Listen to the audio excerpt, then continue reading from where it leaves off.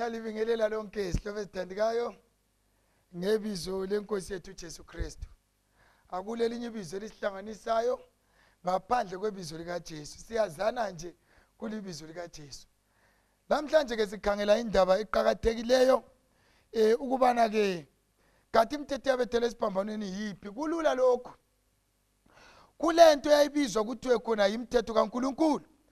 Ungafunda ke eBhayibhelini ke encwadini kaDeuteronomy ngo4 verse ngo12 iza kutshela ukubana uNkulunkulu weza esesimeni somlilo wafika entabeni wamemeza imithetho yakhe ke kanti ke wamemeza etshela uIsrael ungabi uNkulunkulu ungabi labanye uNkulunkulu ngaphandle kwami nguNkulunkulu awukhiphela izolo lobugqili esehle tholobele siyakhona. Then kuzoba lemithetho engabizwa ngokuthi imithetho ibizwe kuthiwe izimiso. Leyo mithetho sihlobo ethandekayo uyithola kuLevi ngu1 iverse lika1. Leyo mithetho ibizwa kuthiwe imithetho kaMosi ngoba uMosi wayethe ngaya kuNkulunkulu ngale asuke selemlayezelo. So yena ibizwa kuthiwe imithetho kuthiwa imlayezo.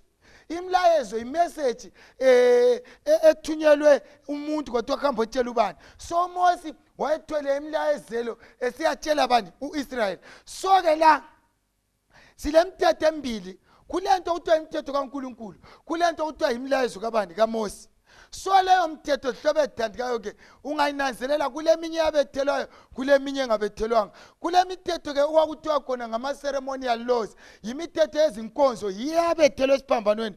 Kuba le mithetho ke okuthiwa khona ngama civil laws ezempilo kahle. Leyo mithetho kakukubi lanxa ugcina umunye wakhona usithi nxa usiye egangeni thwala isimpo ukuze ungayihlala egcekeni ngoba uNkulunkulu uzakhamba khamba. So leyo mithetho enjalo ke iyatholakala ukuba khona kodwa eminye yakhona kayikho enjengokuthi umuntu olengula amakha kangangena ebandleni kaMlimo kodwa namhlanje sikhululekile uJesu wasifela. Then kulomthetho wokucina obizwa kuthiwa imoral law. Lo mthetho othiwa imoral law awungeke uphile ungalawo yiwo imithetho elithumi. So ke kasinanzeleleni imithetho yabethelwayo yiliyana imithetho ekhuluma ngani ngendaba zokukhonza. So ke yiyo ebizwa kuthiwe yimilayezo kabani kaMosi. Right, ungafunda kuhle usehlu siya phansi ke kaNkulunkulu nxa ufuna ukuyehlukanisa ukuthi they were going to remain forever yayiza kuma kuze kube laphakade. Yini isizathu? Yabhalela itsheni. Ungafunda uDeuteronomy ngo10 from verse 1. uNkulunkulu uthi kuMosi, Mosi wezela amatshe amabili mina uNkulunkulu ngizabhala ngomunwe wami.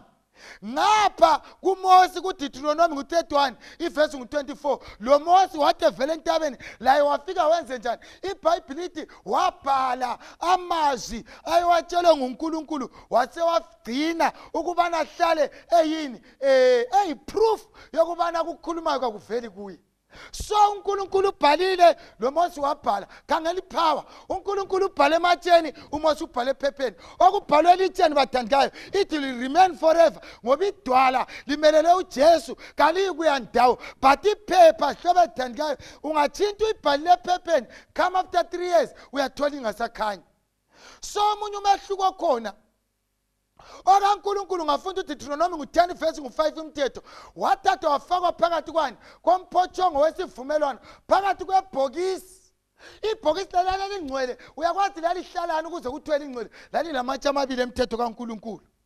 So ke ungakhangela ngapha ekaMosi lo incwadi le ayizange ifake ebhokisini wathi yena thathani incwadi le libeke phezulu kwebhokisi lesivumelwano ngoba ngiyalazi lina lilenkani. So kuyatshengisa ukuthi ekaMosi yonke into eyayibhalwa nguMosi yonke into eyayikhuluma nguMosi was temporary until Jesus comes. But when ekaNkulunkulu ibhalwa nguNkulunkulu it will never change. Matthew 5 verse 17 to 18 kayisoze iguquke ngoba uNkulunkulu kaguquki. Yikho ibhalwa ifake edwaleni yikho ibhalwa ifake phakathi kwebhokisi likaNkulunkulu. Ungafunda kuhle sihlobo ethandekayo ekaNkulunkulu yayikhomba isono. Ungafunda u1 John ngo3 iverse lika4 iza kutshela ukubana bathandekayo isono kuyikoqa umlayo. So as long there is no sin, as long there is no law,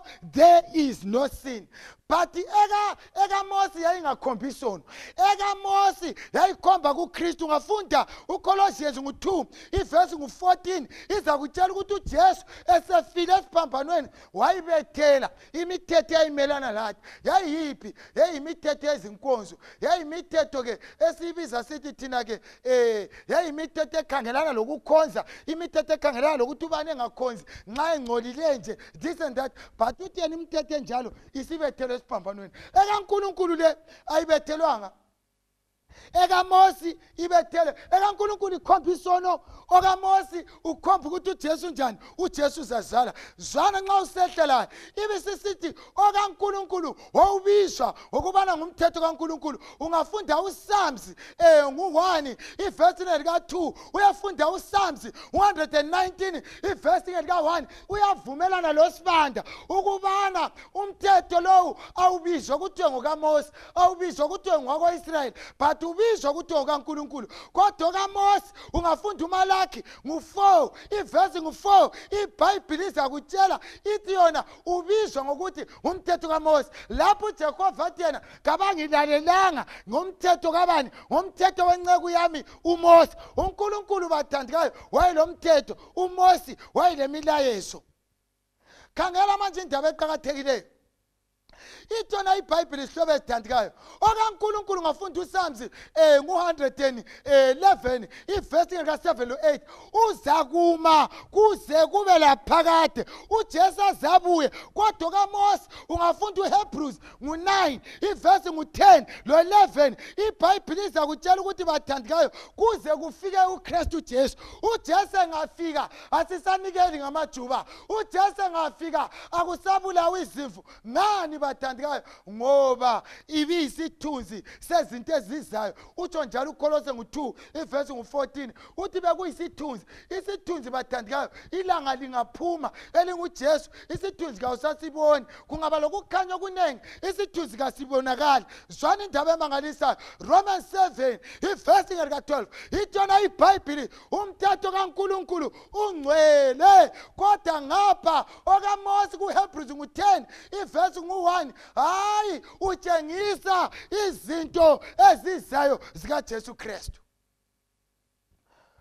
Ungananzelela iBhayibheli bisisithi yona ukukholwa kwenza umthetho uqiniseke. Ngokugcina umthetho kaNkulunkulu, by keeping God's commandments, wenza ukukholwa kube levalo, wenza ukukholwa kuqiniseke. But nxa kule verse engiyithandayo sihlobo esithandayo, iverse ekuGalatia 5 iverse lika2 lo3, ithona nxa uyifunda uthi yena bathandikayo uthi yena khangelani umthetho kaNkulunkulu uma ugciniwe kuveza ukubana bathandikayo ukuthi uJesu kasengubani. Umthetho kaMose ungagcinwa sokubulele ukubana uJesu ngubani. But nxa uJesu esiza ezozalwa ukhipha isubstitute laphana ayibeke eceleni eyizimvu, ukhipha isubstitute laphana ayibeke eceleni engamajuba, imnikele ayikhomba ukuze kukaJesu. Ngoba le ivesi izoveza bathandikayo ukubana uJesu uGalatia 5 iverse lika2 usiyafika ku4 ethi yena khangelani mina Paul ngithi kini uba lisokwa uKristu kayikulisisa ngalutho. Ngiyakufakaza ke futhi kumuntu wonke osokuweyo ukuthi umlandu ngokwenza umlayo wonke, umlandu ngokugcina umthetho wonke. Kuverse 4 abesesithi yena likhutshiwe kuKristu elilungisiswa ngomlayo, liwile emuseni, lisindisiwe lina ngoba uJesu bathandikayo usenguye inhlawulezo. So indaba leyo ukuthi sithi thina we are saved by grace ngomthetho kaNkulunkulu, livangeli lomuntu elikaJesu Kristu lithi lona bathandikayo abaza kusindiswa yilabo abantu abazananzelela umthetho kaThixo. Wobani losuku oluhle, ngiyalithanda lo Jesu uyalithanda. Ilungisise impilo yakho ngegama likaJesu. Ngiyabonga. Amen.